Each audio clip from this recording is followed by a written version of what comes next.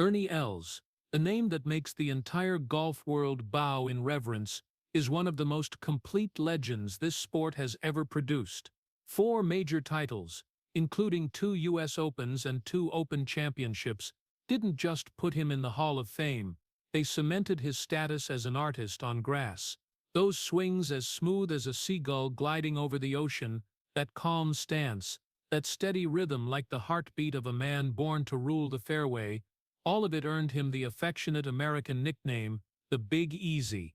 With more than 70 professional wins, years spent inside the world top 10, Ernie became the face of golf in its purest form, beautiful in technique, beautiful in demeanor, beautiful in the unruffled grace he showed even when pressure raged like a storm. He built a legacy that stretches from Augusta to Pebble Beach to St. Andrews. He opened academies, designed courses, produced wine, and became one of the most influential golf ambassadors in modern history. When people speak of elegance, when they say golf as art, the first image that comes to mind is usually Ernie Els. But behind that glow is an entirely different story, a story in which golf could not save him, could not shield him from the blows life kept throwing. At 56, when many assumed he was quietly enjoying retirement, Ernie walks with a body cracked from decades of swinging too hard, knees that have been operated on, a back so painful that some mornings he has to sit for dozens of minutes just to warm up before he can stand. Behind the calm smile is the weary soul of a warrior who has endured too many crushing defeats, too many losses to Tiger Woods, too many moments on the green trembling from the yips that haunted his putter. Yet even those wounds were not the deepest.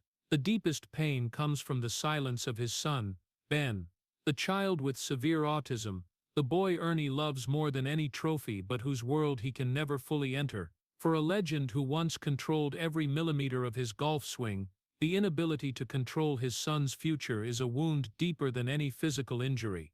At night, when the stage lights go out and the fans are gone, Ernie sits alone, lightly touching his name engraved on old trophies, and asks himself, what have I actually lost in this life? A man born into light, yet tested by darkness his whole life, that is the tragedy, the beauty, and the most heartbreaking truth about Ernie Els. If you want to continue exploring Ernie Els' journey of tragedy and resilience, subscribe to the channel so you don't miss the next part. South Africa in the 1970s and 1980s was not the peaceful paradise today's postcards suggest. It was a land torn by race, by fear that seeped into every street, by the harshness of a society living in the shadow of apartheid. Afrikaner children who grew up in that environment were all taught the same lessons: be strong, stay silent, hide your fear. And Ernie Els, with his long legs like a track athlete, and the broad shoulders of a future man, was no exception. From the outside, the Els family looked like any other white middle-class household in Johannesburg. A bright house, a big backyard, full dinners, a hard-working father, a mother who kept the home running.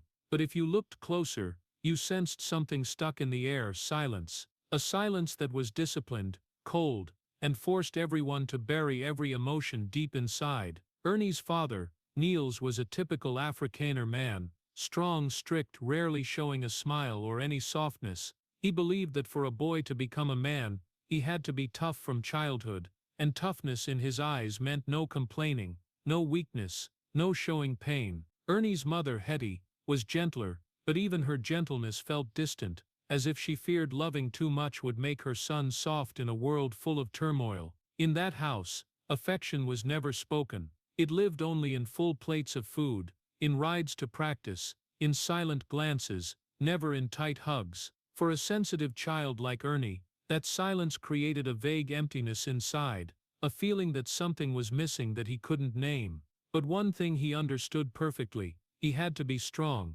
not to be loved, but to not disappoint his father. When Ernie started playing sports, he didn't play just for fun or self-discovery.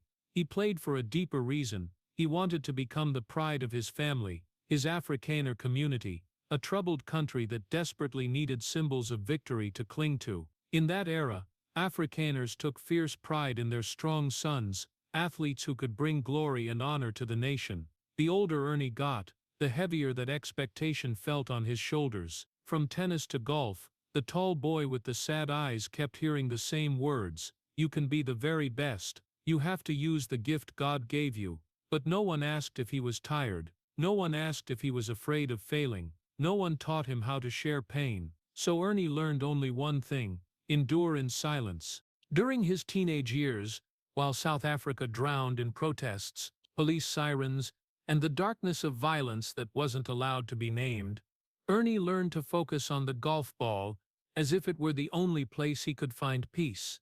On the course, the chaotic world disappeared beneath the green grass, but even that peace came at a price. Ernie started locking away every worry, every hurt, every ounce of pressure. He smiled less, spoke less, just swung more. Coaches saw extraordinary potential in the 14-15-year-old, but they didn't see that every poetic swing was born from a heart that had to brace itself to carry expectations no one helped him share. It was in this period that Ernie's root wound formed, not caused by any one person, but by the absence of things every child should have: understanding, sharing, and a safe place to be weak. To the adults, Ernie became the perfect boy: obedient, strong, immensely talented. Inside, he had already learned to suffer alone, as if that were the most natural thing in the world, and that habit, swallowing tears instead of letting them fall, would follow him through his career, his personal life, and become the shadow that haunted Ernie Els even when he stood on the winner's podium. As a teenager, Ernie Els faced a crossroads few people realize left a permanent mark on his soul. The tall kid was first seen as a natural tennis prodigy, national U14 champion, beating future world-class player Wayne Ferreira. People said Ernie could become the future pillar of South African sport, that the big blonde kid could walk onto Grand Slam courts. But just as those expectations were taking shape, Ernie felt an invisible force pulling him elsewhere. Golf was calling. At an age when most teenagers are still figuring out who they are, Ernie had to choose between two paths, both loaded with pressure: stay with tennis, where he already had a name, or start over in golf, a bigger, harsher world where every eye was critical, and everyone was waiting for a great young white talent to bring glory to South Africa. Choose tennis, and he could fail. Choose golf, and he could still fail. But whichever he chose, Ernie knew one thing: failure would not be allowed. So he turned to golf, carrying the expectations of his father, his friends, his Afrikaner community. That decision wasn't a free step forward, it was a step taken under pressure. Two beginnings, twice the burden. That's the truth. Few saw behind the calm face we know today. Not long after going all in on golf, Ernie's talent exploded so fast, even he was surprised. Monster drives, a natural swing rhythm, an instinctive feel for reading greens. Everything came so easily that outsiders truly believed he was born to be a legend.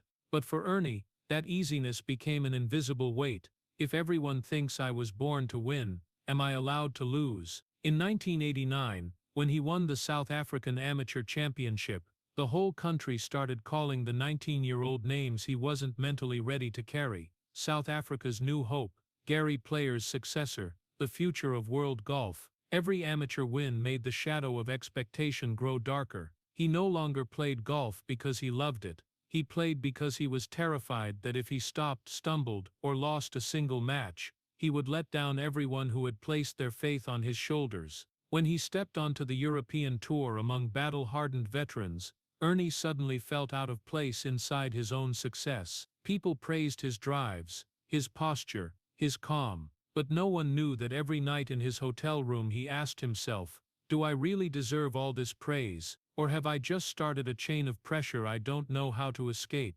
Success didn't make him more confident, it only made him more afraid of losing it. Consecutive victories had the South African and European press calling him a genius, the next big thing in golf. And when Gary Player, the greatest legend South Africa ever produced, said Ernie was the next great South African champion, the world cheered. Ernie did not. His heart sank, heavy as stone. When Gary Player said those words, Ernie didn't feel pride, he felt responsibility. And that responsibility wasn't light. It was like a cold suit of armor draped over a young man who had only just stepped into adulthood. The legend had called his name, but it came with a reminder that he was no longer allowed to be weak. While the outside world thought Ernie was living his best days, he felt alone in a void, sucked into a spiral of achievement, expectation, and fear of failure. The golf course, once his childhood sanctuary, had become the place where he fought not opponents, but the anxiety inside his own soul. Golf is a sport of silence, and Ernie, raised in silence, carried silence into his career. He never shared his fears, never let anyone see the sleepless nights, never admitted that success arriving too fast left him feeling lost. Ernie just kept smiling, kept swinging, kept carrying praise he never truly felt in his heart. And right there, the first spiritual tragedy of Ernie Els's career took shape. A genius cheered by the whole world, yet always feeling deep down that he was never good enough. That glittering path, which looked like the perfect beginning, was actually the first bricks in a life where light and darkness would forever cling to each other. When the summer of 1994 arrived, Ernie Els walked into the US Open as a rising young talent, a promising name, but not yet a monument. He was only 24, too young to understand that some moments change your entire life, not just with blinding light, but with shadows that stretch across decades. At Oakmont, where that US Open was held, the wind cut like knives, the fairways were hard as rock, the greens so fast that seasoned players lost their minds. Yet Ernie played almost flawlessly. Powerful drives with a relaxed stance, iron shots drawn with a compass, and unmatched calm that made it seem he'd been playing US Opens his whole life. The first 3 rounds were dreamlike, but the final round became a test of fate, a 3-man playoff that only players with nerves of steel can survive. When the final putt dropped, Ernie stepped into history, 1994 US Open champion. The entire golf world stood and applauded as if welcoming a new king. But when the camera flashes kept firing, when microphones were thrust toward him, when reporters shouted for him to describe the feeling of victory, Ernie felt empty. Not because the win didn't make him happy, but because he suddenly realized he had stepped into a world with no way back. To the outside, he had found paradise. Inside Ernie, a vague fear began to form, the fear that paradise would become a trap.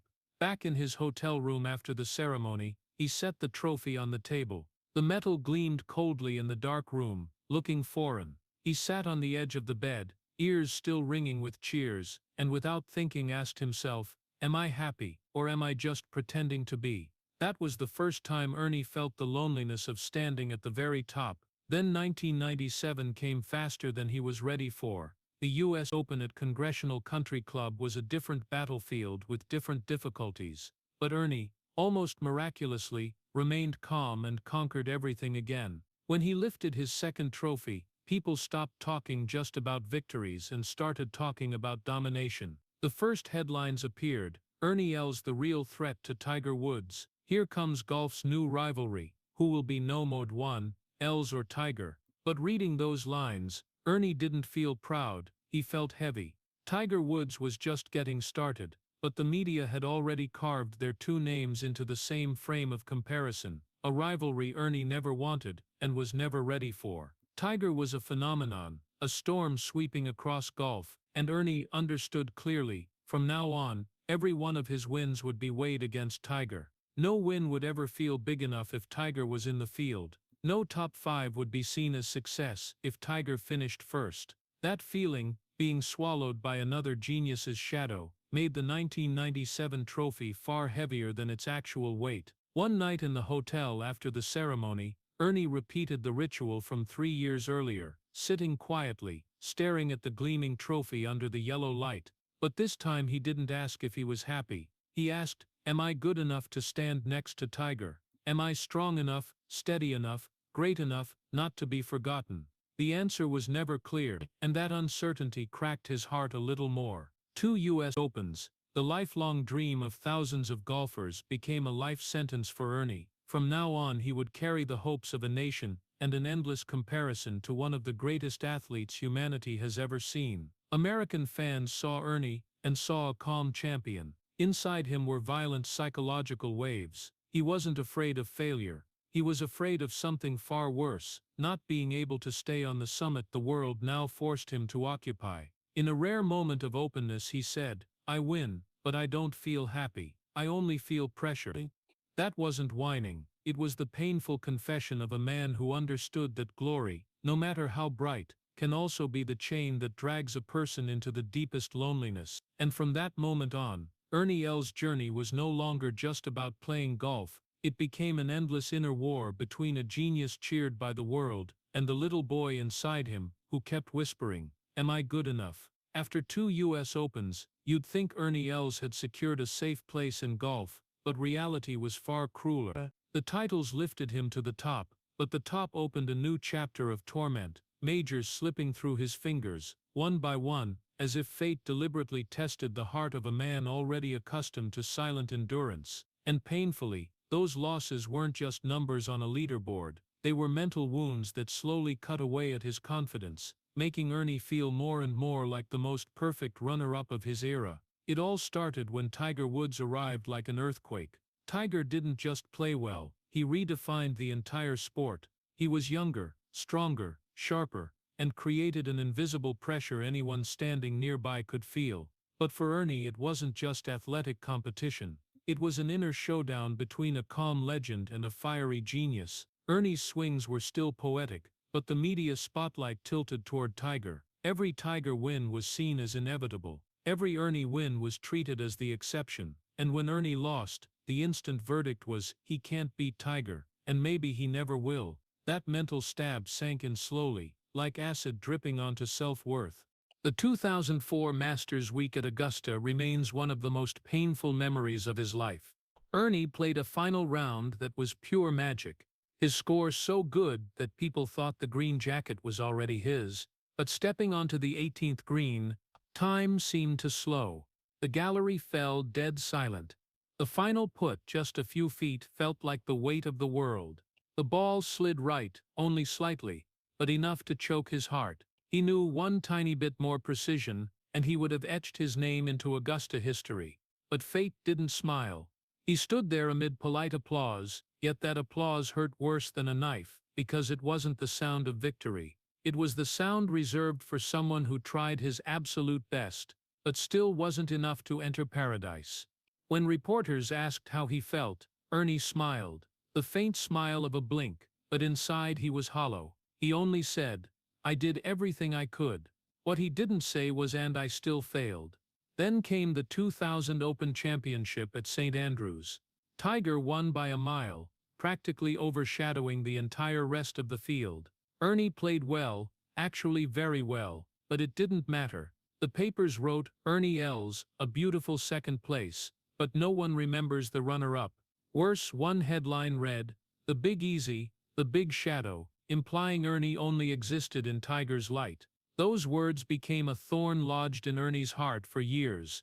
At the 2004 Open Championship at Royal Troon, Ernie came agonizingly close again.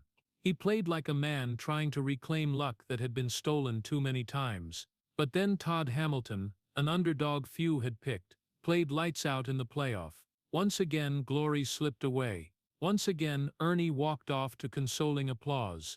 A photographer caught the moment he looked up at the grey Scottish sky, eyes not angry, not disappointed, but the eyes of a man asking, "Why is it always me?" Because Ernie didn't lose, because he played badly. He lost in weeks when Tiger was also playing, or in weeks when fate simply chose someone else. Yet the narrative was always the same. Ernie can't get past Tiger. They called him the heroic runner-up, the king without a crown, the greatest nearly man. Those labels sounded nice, but they were mental knives. He began to wonder, was I born to win, or to stand behind another genius? That wasn't the question of a bitter man. It was the question of someone worn down by comparison he never asked for. On the golf course, Ernie was always himself, but to the world, he was always measured beside Tiger, as if his value couldn't exist on its own. And that was the cruelest part. The majors that got away didn't just take trophies. They took belief. They made every smaller win feel meaningless. They made every perfect swing, no matter how flawless, live in Tiger's shadow. Ernie Els' career was brilliant, but agonizing. The applause at Augusta St. Andrew's royal troon was thunderous, but when he walked into the locker room and the door closed, the applause vanished, leaving only a sigh and the unanswered question, was I ever good enough? And it was in that period that the darkness in Ernie Els' journey became clearer than ever. In the early 2000s, when Tiger's shadow still covered every major championship, and when the majors that slipped away had already carved invisible scratches into Ernie Els' heart, he thought he was used to pain. Pain from pressure, pain from comparison, pain from moments that were only one heartbeat away from glory. But nothing could have prepared him for the pain that arrived in the winter of 2005, pain that came not from a club, not from a leaderboard, but from his own body, the most precious asset any athlete has. While skiing in Legacies, France, a trip that seemed harmless, a rare day off for a man who had spent his life on golf courses, everything changed in one short second. 1 second, but enough to threaten his entire career, his future, all the years he had spent conquering the world. Witnesses said Ernie was skiing down a moderate slope, nothing too dangerous, but a thin, nearly invisible sheet of ice lay right in the path. When his ski hit it, everything happened too fast to react. The ski veered, his weight pitched forward, and then crack, a dry, sharp, sickening sound came from his left knee. That sound, Ernie later said, was like a branch snapping under the weight of a storm. He collapsed instantly into the snow. Pain hit like someone slashing deep into the joint with a knife. He tried to breathe, but the air felt strangled in his chest. His fingers shook, not from cold, but from pain so intense his body lost control. He knew immediately it wasn't minor. Pain like that is never small. When the rescue team brought him down, his knee had already swollen like a balloon. In the ambulance, Ernie stared out the frosted window at the pine trees, rushing backward, and suddenly thought, is this where it all ends? At the hospital, the doctor delivered the diagnosis as coldly as a scalpel: torn ACL, damaged tendons, joint structure at risk of never fully recovering. One sentence in the room made Ernie's heart stop: you may never play again at your previous level. A man who had lived his entire life, relying on his legs, on power, on the solidity of every step on the fairway, now lay motionless with his left leg in a brace, feeling nothing but pain. The legs that had carried him to US Opens, to Royal Melbourne, to glorious nights under flashing cameras, now lay still like foreign objects that no longer belonged to him. It wasn't just physical pain, it was betrayal by his body, the one thing he thought was his most loyal ally. In the first days in the hospital, Ernie fell into a state he later described as the black hole of the soul. He couldn't move, couldn't train, couldn't do the one thing that gave his life meaning. Golf wasn't just his job, it was his identity, the way he existed in the world. And now there was a real chance it could all be taken away because of one stupid skiing accident. Every night he stared down at his motionless legs, white bandages wrapped tight, knees swollen huge, and he asked himself, if there's no golf, who am I? The scariest part wasn't the pain. The scariest part was losing control. His body no longer obeyed. The future was unclear. His career was threatened. The media started asking, is Ernie's era over? Can the Big Easy ever come back? Has Tiger left him too far behind? Those words, even though they weren't direct attacks, still felt like salt rubbed into an open wound. One afternoon, when no nurses were in the room, Ernie tried to turn and sit up, just sit up, but pain shot down his leg, and he screamed without sound. Cold sweat broke out on his forehead. He fell back onto the bed, breathing hard, and that was when he cried. Not from the pain. He had endured plenty of pain in life. He cried because he felt his life being taken away piece by piece, and he was powerless to fight it. This was the first physical tragedy of Ernie Els. Not a missed putt, not a lost major, but the collapse of the most fundamental thing an athlete has: trust in his own body. When the surgeon came back after the operation, all he could say to his wife was, I'll try to come back, but I don't know if I still can. In that moment, the light in Ernie's life dimmed for the first time.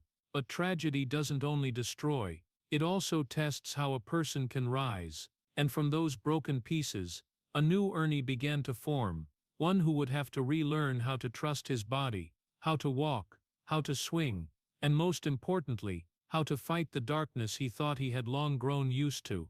In the months after surgery, Ernie Els entered a journey no professional athlete ever once, relearning everything from zero, where once a few light warm-up steps were enough to step into a round. Now just getting out of bed was a challenge. His left knee, once the solid pillar for powerful downswings, had become a fragile weak point that forced him to move slowly, like an old man. But the deepest pain wasn't the changed body, it was the changed mind. Ernie had always played golf by instinct, by a deep confidence that he understood his body, his club, his ball. After the accident, that instinct was shattered. He no longer knew if his next step would stay balanced, if his swing would keep its rhythm, if the knee could handle the turn. It was a disorientation he had never experienced in his life. When doctors finally allowed him to start physical therapy, Ernie felt like a toddler learning to walk. Every tiny step, every lift of the leg over the brace, every gentle knee bend carried both hope and fear. He knew he had to be patient, but time is the greatest enemy of an athlete. At 35, every passing day was a day the window of opportunity closed a little more. Every training session was a reminder, if you don't get back soon, the world will forget you. When he returned to the range, his first swings were awkward. The left knee couldn't handle the familiar turn, so he was forced to change everything. A new swing, shorter, less rotation, more hands, like a language he didn't speak fluently. And when the swing changed, everything else changed: tempo, contact point, ball flight, and most importantly, belief. There were days he hit hundreds of balls, and every one went astray. There were days he stood frozen on the tee, terrified that one harder turn would make the knee betray him again. And every time that happened, doubt grew louder inside. Do I still belong here? Golf is a cruel sport. It has no pity, no forgiveness for mistakes. The ball doesn't know you're injured. The grass doesn't care that you didn't sleep. The club doesn't understand you're fighting fear deep in your soul. And Ernie had to face that cruelty every day. He watched younger, stronger players swing harder and wondered if his window was closing. The media wouldn't let up either, questioning whether the Big Easy was finished, whether he was clinging to past glory. Those words, even indirect, felt like needles in a healing wound. But one thing the outside world didn't see: Ernie was not the type to quit. He was raised in silence. He learned endurance as a child. He was used to pressure, and now he used that very endurance to walk through the darkest chapter of his career. Little by little, day by day, the new swing became smoother, the left knee stabilized, rhythm returned, belief returned. Not completely, but enough for Ernie to know he still had a path. Then one day he didn't just come back, he won. In 2010 he won back-to-back on the PGA Tour. But the greatest achievement was the 2012 Open Championship at Royal Lytham and St. Anne's, a victory even his biggest fans barely dared hope for. That day the wind was fierce, fairways narrow, greens slick as ice, yet Ernie played like time had turned backward, every iron shot pinpoint, every putt full of resolve. And when he walked up the 18th, the crowd rose not out of surprise, but because they knew this man had fought with his whole heart. When the final putt dropped, Ernie didn't shout, he didn't pump his fist, he just closed his eyes and exhaled, as if every year of struggle after the accident poured into that single moment. In the press conference afterward, someone asked how he felt. Ernie gave one simple answer: "I'm a proud man today." But behind that sentence was an entire journey of pain, doubt, and nights wondering if he was chasing something that no longer belonged to him. The press called that victory a rebirth, but for Ernie it wasn't a full rebirth. It was the return of a man carrying deep mental scars, a man who understood he was no longer invincible, a man who knew every win might be his last. Yet that is exactly what made the victory heartbreakingly beautiful. And from there, Ernie's journey turned to a new chapter, one no longer just about golf, but about family, pain, and the greatest fight of his life, the fight of a father. After the 2012 Open victory, people thought Ernie Els had entered the most glorious chapter of his life, a reborn legend, a champion who returned from injury, a living golf icon. and from the outside his life did look like the paradise every athlete dreams of. Sponsorship deals worth tens of millions from luxury brands, global fame, golf courses bearing his name, from Dubai to Hawaii, the Els for Golfers Academy, a famous wine label, sports real estate projects, everything built an Ernie Els empire, beautiful, massive, luxurious. But for Ernie, that was only half the truth. The other half was darker, quieter, and only visible in moments no one saw. Because there was one thing the outside world never understood: fame, no matter how great, cannot fill the emptiness when the applause ends. And that emptiness grew larger and larger in Ernie's life. In his 40s and mid-40s, when many golfers had already stepped away, Ernie kept competing, kept expanding his brand, kept being the face of South African class. But the further he went in business and image building, the further he felt from the simplest thing: real life. First came the back pain. It wasn't explosive like the 2005 knee injury, but it was constant, like a cold wind seeping into every morning he woke up. Tying his shoes had to be done slowly. Turning too hard to pick up a ball sent lasting aches through his body. No one saw those moments because whenever he stepped onto a course or in front of cameras, Ernie still wore the calm face everyone loved. But at night, when the lights went out, the back pain became an uninvited companion, always there, always reminding him that time was taking pieces away. Then came the mental emptiness. An athlete lives life in motion, today in Florida, tomorrow in Dubai, next week in Scotland. But the more he traveled, the more Ernie felt he was living out of a suitcase. He once said in a rare interview, "I've stayed in so many hotels that sometimes I wake up and don't know where I am." Living out of a suitcase means no roots. It means life is packed into flights, first-class tickets, expensive suites, but nowhere truly belongs to you.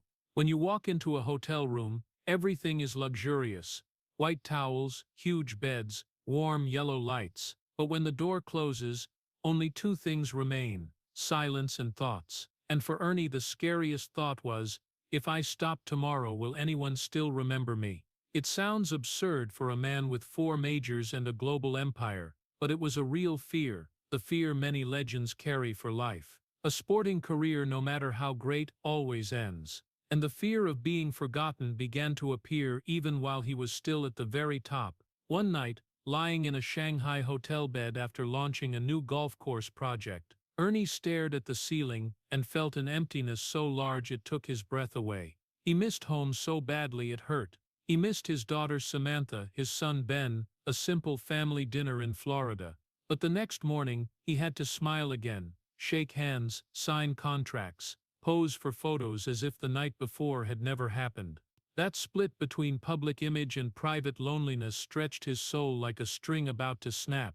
And in his weakest moments he asked himself, am I living my own life, or the life everyone expects me to live?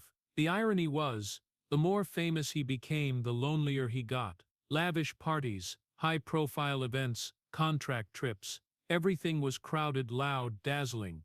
But when the laughter stopped, he realized very few people truly understood him. Once he told a close friend, "Everyone thinks I'm happy, but when the hotel room door closes, it's just me and the fear of being forgotten." That wasn't complaining. It was the confession of a man who had gone so far down the road of success that he no longer knew the way back to the original feeling of peace. Fame, no matter how beautiful, couldn't soothe that emptiness. It only covered it temporarily, like gold paint on a statue already cracking inside. His business projects kept succeeding. More courses bearing his name opened. Els wine became a favorite among European elites. The academy attracted thousands of students every year, but every night he came home to the same unspoken fear, the fear that had followed him since childhood under his parents' silent roof. Am I good enough yet? And in a cruel paradox, the harder he tried to prove his worth through fame, the further he felt from his true self. Ernie, the man with the easy smile and relaxed demeanor, began to feel his heart growing tired, not from tournament pressure, but from the pressure of maintaining the image of a monument. Because monuments, unlike real people, are not allowed to be weak. That image had become an invisible prison, a prison built from praise, contracts, magazine covers, and after every flight, after every round, Ernie wanted only one simple thing: to be himself again. But he hadn't managed it yet, because the most painful journey of Ernie's life was still to come, the journey that would make all that fame seem small, the journey of a father whose child has autism. And from that moment on, his life would change in ways no major, no golf course, no empire could ever predict. If the defeats on the golf course once hurt Ernie Els, they were still only small cuts compared to the psychological storm he faced when he became the father of a special needs child. No major, no playoff, no missed putt could have prepared him for that fateful moment, the moment the doctor walked in, opened the file, sighed softly, and said slowly, "Ben shows signs of ASD, autism spectrum disorder." The room froze, sound disappeared. Ernie heard nothing anymore, only his own heart pounding so hard and fast, he thought his body might break apart. That sentence didn't just change Ben's future, it changed Ernie's entire life. In the first seconds, Ernie was too shocked to speak. He looked into the doctor's eyes, then over to his son playing with a toy in the corner, carefree, peaceful, unaware that part of his parents' world had just collapsed. Panic crashed over him like a giant wave. His head spun. He asked the doctor dozens of questions, but in truth, he didn't really hear any of the answers. Suddenly, he was no longer a golf legend, no longer a major champion, no longer the Big Easy the world worshipped. He was only one thing: a father who couldn't protect his child from life's pain. Then, after the initial panic, Ernie fell into a terrifying silence. Not the silence of calm, the silence of a breaking heart. His wife Liesel took his hand, but the hand didn't respond. It was cold, limp, as if all the strength of a legend had been drained away. That night, after the house was asleep, Ernie sat alone in the living room, lights off, only the hallway light spilling in. He thought back over every moment of Ben's life, the times the boy looked at him, but wouldn't meet his eyes, the times he reacted violently to strange sounds, the times he clung to objects instead of hugging his dad. All of it, every sign he had once dismissed as "my son is just a little stubborn," now became heartbreaking pieces of a puzzle. And what hurt him most, he hadn't seen it sooner. A father yet blind to his own child's pain. He blamed himself so hard he wanted to slam his fist on the table, wanted to scream, wanted to cry. But just like in childhood, and throughout his career, Ernie didn't allow himself to show emotion. He sat motionless in pain so deep, it felt like his heart was being crushed.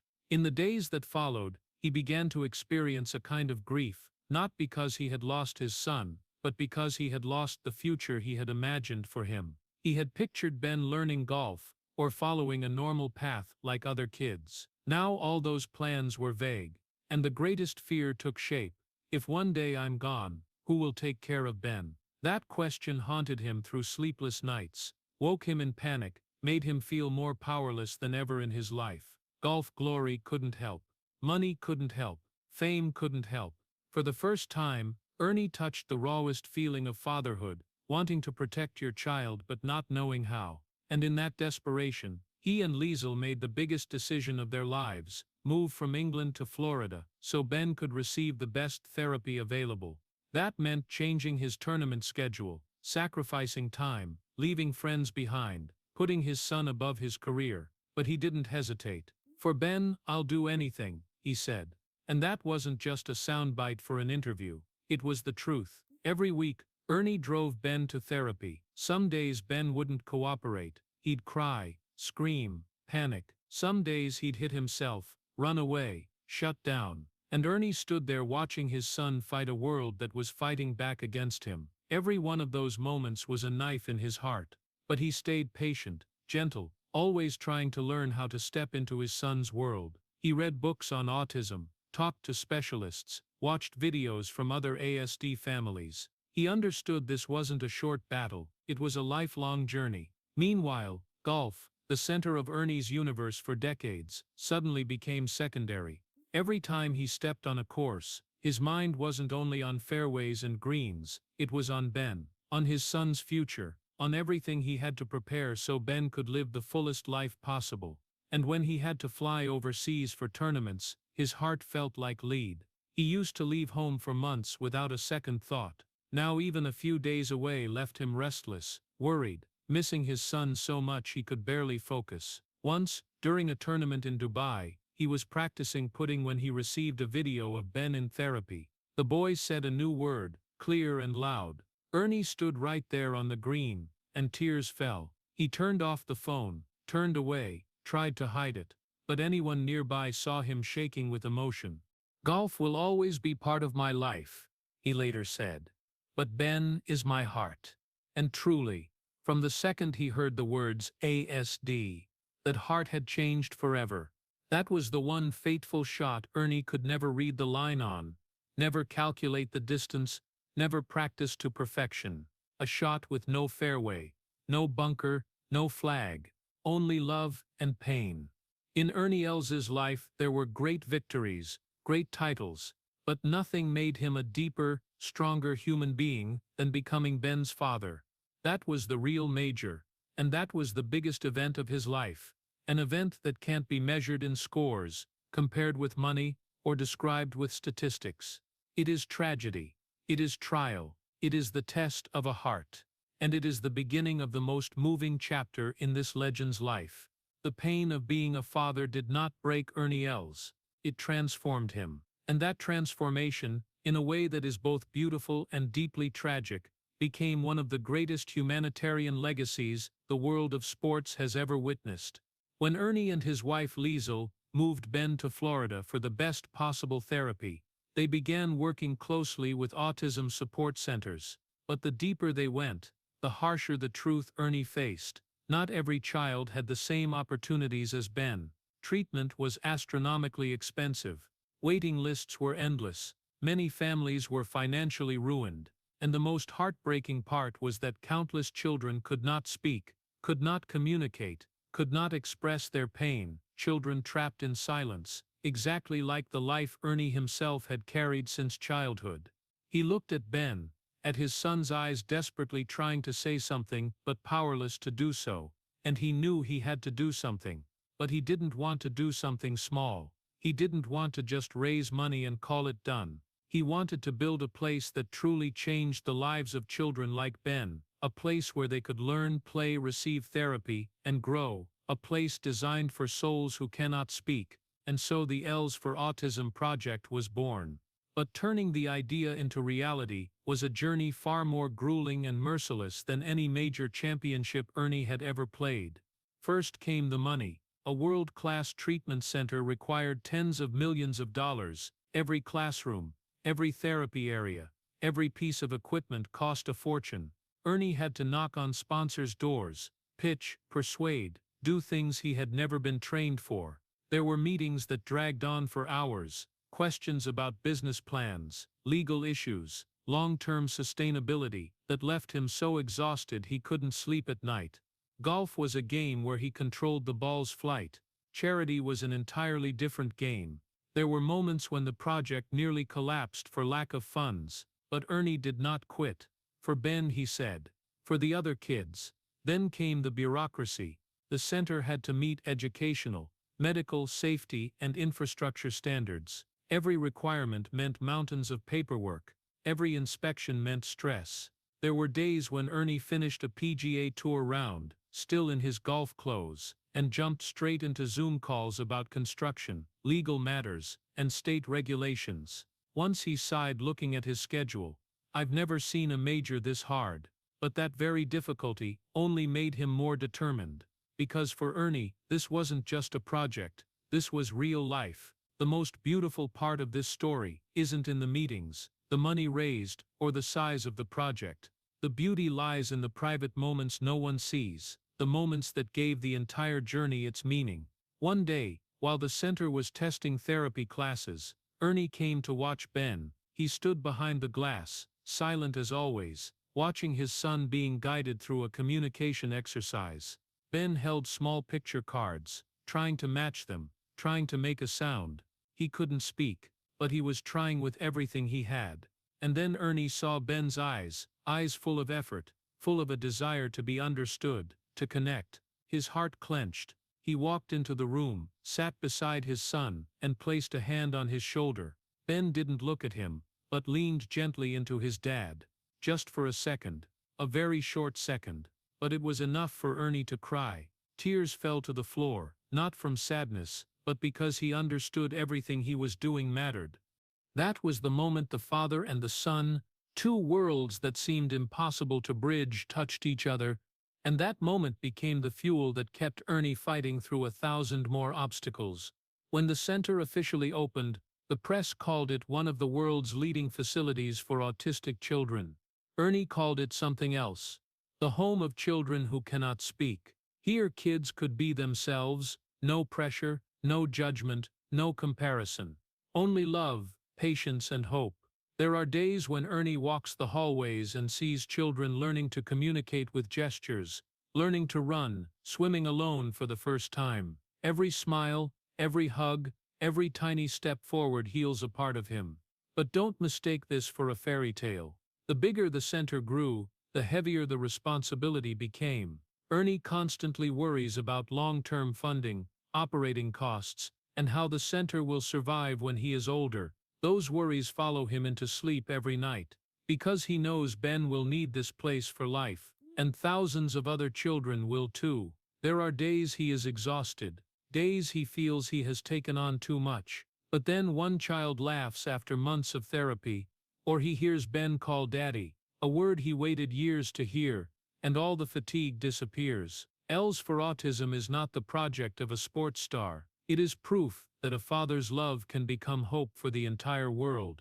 It is how Ernie turned tragedy into light, and that light, born from pain, is the most beautiful thing in his life. But life doesn't stop here, and Ernie, even having found new meaning, still has to face a brutal truth. His body is aging faster than his heart wants, and the next chapter will be even harder. Even though Els for Autism became a new light in his life, Ernie still had to return to a familiar battlefield that had grown harsher than ever: the PGA Tour. The golf course used to be where he found peace, joy, and a sense of controlling his destiny. But past 40, every time he stepped onto the course he felt he was fighting an invisible enemy, an enemy named time. The final years of his career were not loud, not dazzling, not filled with endless applause like his younger days. They were rounds where he gave everything, only to miss the cut. Not once, not one tournament, but week after week after week. People don't understand that each missed cut wasn't just a competitive failure.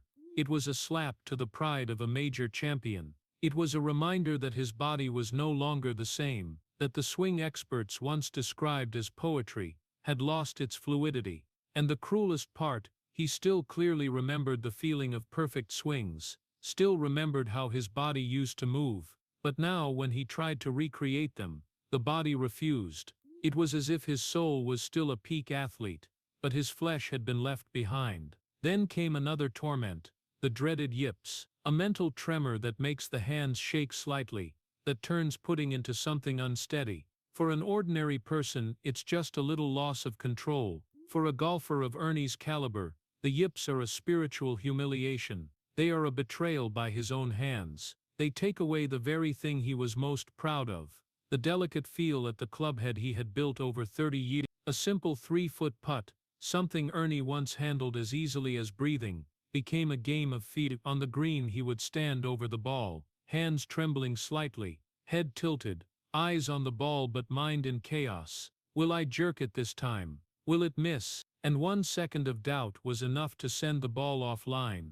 The crowd never saw the war in his head. They only saw the ball lip out. The media were merciless. They wrote, "The Big Easy is done. Ernie Els' era is over. He should leave the PGA Tour." Those words seemed cold, but they weighed like boulders. He had once been a man the world revered. Now he became an object of analysis, an example of age-related decline. During practice at the Honda Classic, when he missed 2 tap-in putts in a row, a group of young fans nearby whispered, loud enough for Ernie to hear, "It's sad, but he's finished." Those words stabbed straight into his heart like a cold blade. Not because the kid was wrong, but because he was right. That was what hurt most. That night in his hotel room, he opened his laptop and watched old videos of his swing from the 1990s. He saw a young Ernie, relaxed stance, explosive downswing, follow-through smooth as silk, a version of himself he could no longer reach. When the video ended, he He sat in silence for a long time. Then he blurted out, "Why is my body betraying me like this?" It wasn't anger. It was the pain of a man who once stood atop the world, now trying to cling to the last shreds of dignity in the game he had given his life to. An aging body dragged the spirit down with it. Every morning he needed more than 20 minutes just to warm up his back. His finger joints were stiff as wood. His knees creaked when he bent to pick up a ball. He took more painkillers than he wanted to admit, and deep down he knew this was a battle he could not win. But what he could do and did was keep fighting, not for titles, but for love of the sport that had given him everything. Some days all he needed was one good shot to keep going, one straight drive, one sweet wedge, one putt that rolled in without a flinch. Those tiny moments most people overlook, were the threads that kept Ernie tied to golf, kept him from falling into the abyss of lost faith. But the truth remained, the final years on the PGA Tour were years Ernie spent facing himself more than the golf course. He had to learn that aging is not failure, that his worth was not measured only in scores or trophies, that sometimes true greatness lies in daring to keep going, even when the world says you should stop. And right in what seemed the darkest period, life opened another light for him, a light no golf course could ever provide. That light was called family. And Ernie was about to learn that the greatest pain of his life was not on the course. It was waiting somewhere else, where love and loss meet in the most challenging chapter of all. Entering his 50s, Ernie Els realized the biggest battle of his life was no longer on wide fairways or glass-smooth greens. It was inside the body, betraying him a little more every morning. Where once a few simple warm-ups were enough to head to the course, now every morning was a struggle just to stand upright. He woke while the sky was still gray, tried to roll over, but his back was locked like cold steel. Pain shot from his lower back up to his shoulders and down his thighs, forcing him to lie still for minutes just to breathe. To put his feet on the floor he had to grip the edge of the bed and brace his whole body. Usually he shuffled to the small home gym, where the physical therapy mat was already laid out.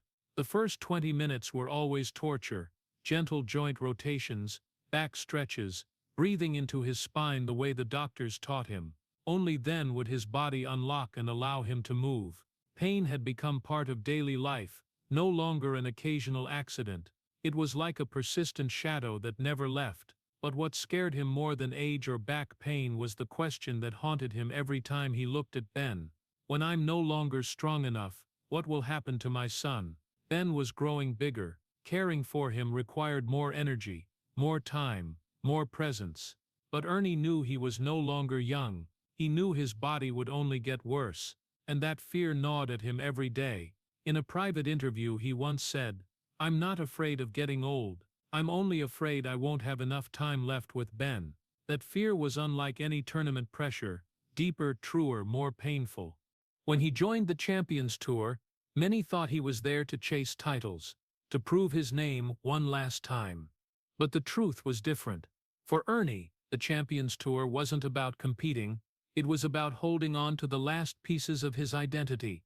Every round was a statement that he was still here, still the Ernie Els the world once loved, not to prove anything to others, but to prove it to himself, because he knew that when his career finally ended, he would have only one role left: father. But before letting go of the athlete inside, he wanted to keep something that still belonged to him. On the Champions Tour his steps were slower, his swing more cautious, the crowd's cheers softer, but something greater and deeper had happened. He was no longer afraid of golf betraying him. He was only afraid of time betraying him, afraid that one day his body wouldn't be strong enough to hug Ben, to walk him across a field, to hear his son laugh. Father-son love, already an invisible thread throughout Ernie's life, now became the greatest force keeping him upright. Fans tell stories of moments after exhausting rounds when he came home, lay on the sofa with his back screaming. But the second he heard Ben's footsteps running into the room, he forced himself to sit up, smile, and open his arms. There were times Ben sat beside him without a word, just touching his dad's knee as if asking, "Are you hurting?" And that alone was enough to melt Ernie's heart. Those moments, no flashes, no applause, no trophies were the most important of his life, because they reminded him why he had to keep fighting age and pain. One afternoon after a visibly tiring Champions Tour round, Ernie came home and saw Ben doing his therapy exercises. Watching his son struggle a little at a time, persisting with the rhythm, Ernie felt a profound truth: Ben was fighting too, just like him. Father and son, each in their own world, were both learning to push past the limits of their bodies, and that shared struggle was what kept Ernie from ever giving up. In those turbulent 50s, with back pain, shaking hands and difficult steps, Ernie understood he was not immortal, but he also understood something else. His value was not in winning, but in continuing to love and continuing to be present. The Champions Tour for him was not a stage for glory, it was a bridge, connecting the glorious Ernie of the past to the gentle, resilient father he wanted to become in the future.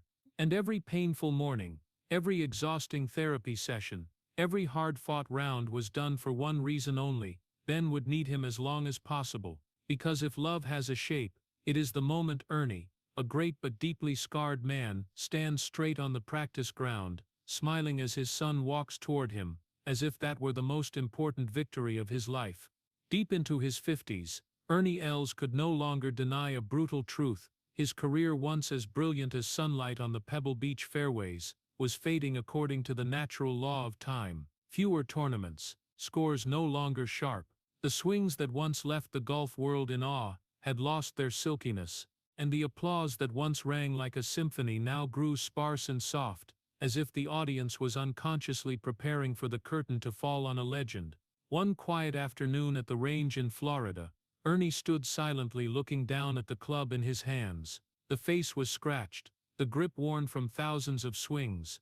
The slanting sun fell across his shoulders, lighting up silver hairs he could no longer hide. In that moment, the question he had avoided for years finally surfaced in his mind: when I can no longer win, what is left of me?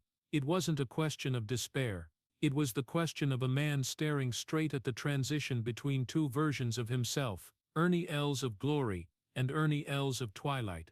As his career slowed, Ernie began to realize a profound truth he had never considered in over 30 years: that all the titles would one day gather dust. The golden trophies that once brought tears now sat quietly on shelves, changing color with time. Medals, certificates, magazine cover photos, everything fades. The writers who once sang his praises now wrote about new faces. Young talents like Fleetwood, Rahm, Scheffler stepped onto the stage where Ernie once stood, and the world excitedly welcomed them. That is the natural order. No one stays on top forever. But what hurt Ernie most wasn't being replaced. It was realizing he had once been exactly like them: young, strong, celebrated, and now he understood perfectly what his predecessors felt when they watched him shine. The circle of sports life is simple: the new arrive, the old depart. But the question he still couldn't answer was, so what will the rest of my life be? One afternoon, he stopped by the Els Center of Excellence, the Autism Center he had poured his heart into building. As he walked down the hallway, he heard soft laughter from a classroom. He paused and looked through the glass. A little boy was trying to match letters. A girl was practicing her first sounds. An older teen was learning to button his shirt. None of them knew who Ernie Els was. None knew he had won the US Open or lifted the claret jug under the English sun. But that didn't matter. What mattered was that they were finding hope in a place he had created out of love for his son. In that moment, the answer he had been searching for finally appeared, gently but powerfully. My legacy is not on the golf course. It is here. Not in the perfect swing, not in the victories, not in the fame of the Big Easy, but in his ability to turn his own pain into something good for others. The further he moved from the spotlight, the clearer it became to Ernie what his younger self had never understood: glory is fleeting, but kindness is eternal. The 1994 US Open once stunned America. The 2012 Open moved the world. But the autistic children will carry what he did for the rest of their lives. When a child speaks their first word, when a child takes a few steps without panic, when a child looks into their parents' eyes and smiles for the first time, no golf course can create those moments. No major can compare. Those are the true under-par shots of his life. One afternoon, Ernie sat with a group of parents at the center. One mother said her son had finally learned to put a puzzle together after years of therapy. Another father said his child was no longer terrified of loud noises. Many looked at Ernie with grateful eyes. One said, "You have no idea how you saved our family." Ernie couldn't speak, not because he didn't know what to say, but because his throat tightened. Those words meant more to him than every trophy combined. For the first time in his life, Ernie felt he was enough. Not good enough to beat Tiger, not famous enough for the front page, not strong enough to hit it 300 yards, but enough to do the right thing, enough to make a positive impact, enough to be the father Ben needed. And right then he realized he had stepped out of the darkness. Not in a loud, victorious way, but in a quiet, profound way, the way only those who have suffered, lost, fallen, and stood back up can truly feel. A fading career was no longer sadness, it was liberation. Forgotten titles were no longer an insult, they were a reminder that real value lies not under the lights, but in the heart. And the true legacy of Ernie Els is not on leaderboards. It is in the children learning to speak, in the families being healed, in Ben's smile, in the eyes of people who know, because of him, they no longer have to fight alone. This is not the end of a legend. This is the beginning of a different legend. A legend of compassion, resilience, and the power to turn darkness into light. And from here, Ernie's story is no longer tragedy. It is a journey of rising above the darkness, more beautiful than any major victory. At 56, Ernie Els is no longer the powerful man with a swing that exploded like cannon fire, nor the superstar who strode confidently in front of tens of thousands. He no longer competes much, no longer travels the world the way he used to. The legendary fairways that once saw him win majors now belong to the younger generation. His peers, Retief Goosen, Vijay Singh, Phil Mickelson, are retiring one by one or appearing only rarely. And Ernie, in the middle of all that change, feels time passing faster than ever. His body can no longer handle long trips. His knees occasionally stab with pain when the weather turns cold. Back pain has become an unwanted companion that forces him to warm up carefully and walk slowly. Mornings getting out of bed are still a challenge. It takes him nearly half an hour for his body to unlock, for his legs to move without too much effort. But what he feels most clearly is not the pain of age, it is a strange serenity beginning to bloom in his heart.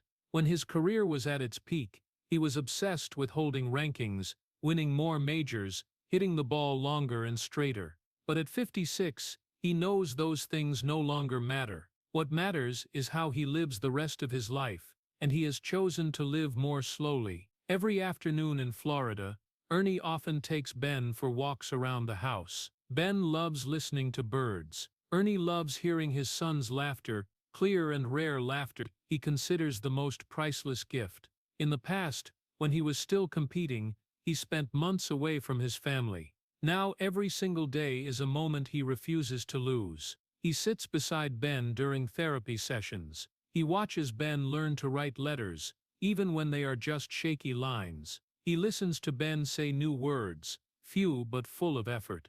And he realizes that love doesn't have to be perfect, doesn't have to be loud, doesn't have to win. Love only needs presence. In that piece, Ernie learned a lesson he never allowed himself to understand for decades. Letting go is not failure. Letting go of unrealistic expectations. Letting go of the need to prove greatness. Letting go of the fear of being replaced. Letting go of a champion's ego. He no longer needs to be the Ernie Els of the 1990s. He only needs to be a father, a man living decently with the years he has left. Fans see a different Ernie, warmer, quieter, quicker to smile, easier to move to tears. In recent interviews, when Ben is mentioned, he often pauses for a few seconds, presses his lips together, as if swallowing the emotion rising in his eyes. He is no longer afraid to show weakness. On the contrary, he sees it as strength. Once, when asked what he misses most about being young, Ernie smiled and said, "I miss the feeling of not knowing what back pain was."